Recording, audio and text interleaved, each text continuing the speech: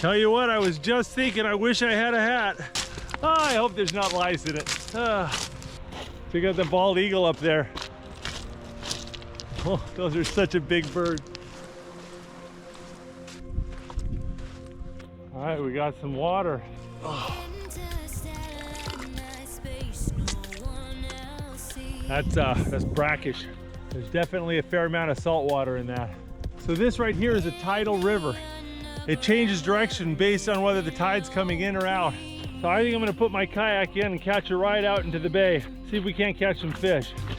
Oh. I'm gonna stop and do a little bit of lunch before I get on the kayak.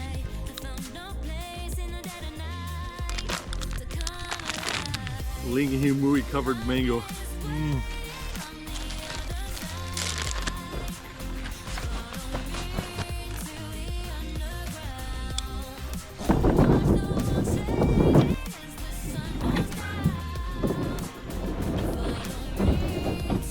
We let the current take me down the river.